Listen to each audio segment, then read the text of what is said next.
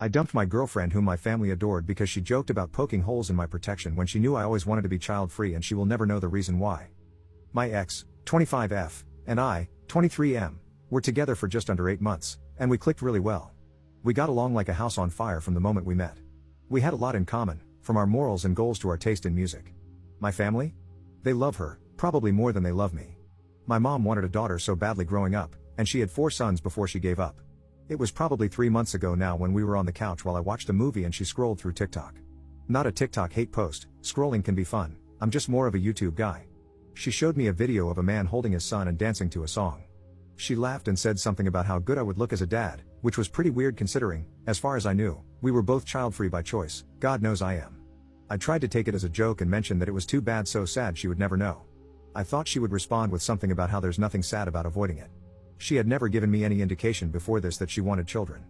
Then she started giggling this evil giggle and said something like, "I don't know, it only takes one broken condom," in this sing-song voice that, I'm not even joking, gave me goosebumps. The implication was clear in her tone. Was she making a joke about poking holes in condoms? To me? For real? I tried to laugh it off, but it made me so uncomfortable. Like, skin-crawling levels of discomfort. After that, my intimate interest in her was entirely gone. It was like I processed her as a threat or something. To be entirely honest, my libido in general is entirely gone. It still hasn't come back. It feels like it's hibernating or something, waiting for the scary lady to be gone. I know what you're thinking, why didn't you communicate? I tried, a couple of times, but when she said, "Oh my God, I was kidding, you big baby," she never denied that the joke was about that. I dropped it and stopped bringing it up. I didn't think it was worth the fight at that point because, while I still care about her a lot, I do not feel comfortable even going to sleep around her, and there's no way that we'll mesh with a healthy relationship. If there's no trust, there's no relationship, that's how I feel, right? So, I broke up with her. When I told her, I said it was because I really needed to focus on myself. I didn't see a point in telling her the real reason, it would have just pissed her off. As it is, she seemed to take it in stride, not angry or overly upset, so that's good. My family is more heartbroken than I am, and I haven't been great. They're begging me to reconsider, not that I would. There's no way in hell I'm telling them anything. My mother would be beside herself, thinking, "Grandchildren, please son, give me grandchildren." More than that, I know even my dad, who doesn't care about grandchildren and recognizes he's more likely to get them from my younger siblings, would call me out for overreacting. So they got the same story she did. It's frustrating because I know it was just a joke, but it was also upsetting and sad. I know I'm overreacting, but in the moment it felt like my only option, and I really don't want to take it back even if I am. I know you may think I'm paranoid, and I probably am, but I just could not stop thinking about it. After she told that joke, I think it was going to end one way or another, so I'm glad it ended on decent terms instead of trying to stay and fix everything until I hated her. Sorry, I'm talking a lot, but like I said, I have no one to talk to about this because being unreasonable in real life is like a criminal arrest, and I'm trying to avoid another of that particular black mark on my reputation. Anyway, off to research vasectomies because I will not be entering another relationship or becoming active with anyone until then, ha. Op in the comments. I am the eldest, and the next oldest is 16. You would be correct in thinking that a lot of the reason I don't want children is related to this. My dad and I get along okay now, but my mom and I still fight about it a lot because, the way she sees it, it was my responsibility to take care of my brothers the way I did, and it's just the way things are. Apparently, when I have kids, I'll know. My mother had been a stay-at-home mom, but I still remember how my list of chores would grow each time she got pregnant. By the time I was in middle school, I was in charge of the youngest two anytime I was home. If they got into anything or caused trouble, I was the one who got punished, and my mom's belt or my dad's board was the lawnmower.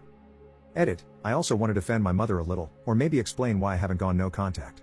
The reason she thinks it's the responsibility of the oldest is because that is how she, an eldest sibling herself, was raised. On top of that, I think she suffered pretty heavily from postpartum depression during this time. I don't think my mother is some heartless monster or even a lazy parent. I think she was going through a hard time mentally and handled it the best she knew how, which was to lean on someone she shouldn't have, me.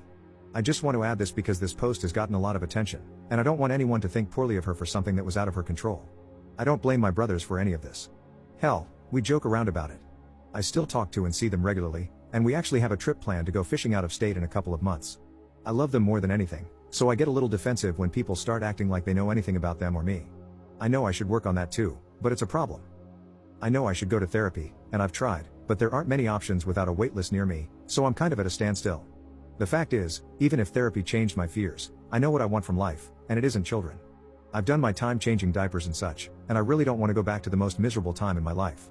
Before anyone asks, yes, my ex knew all of this. Update 1.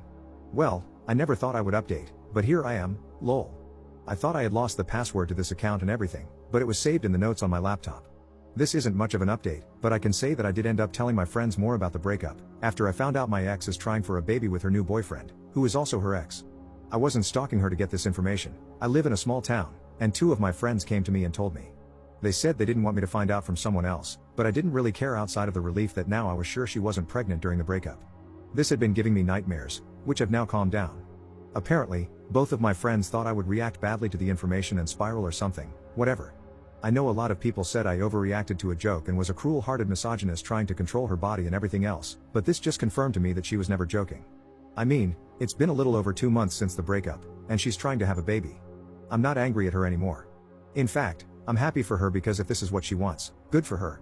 I just wish she could have told me sooner so as not to waste either of our time.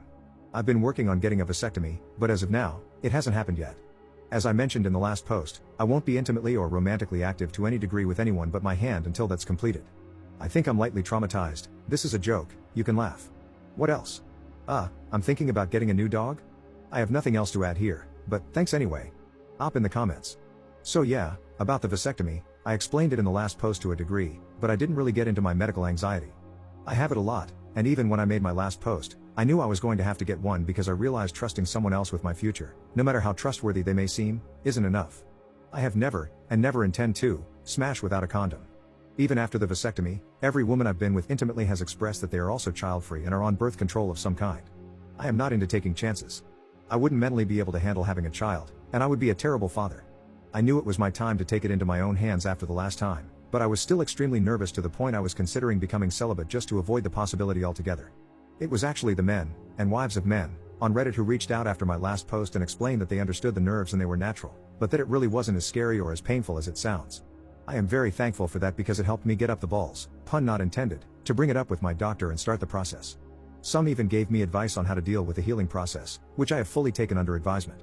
I'm hoping that afterward I feel the same way they do, confused and frustrated with myself as to why I didn't do it sooner.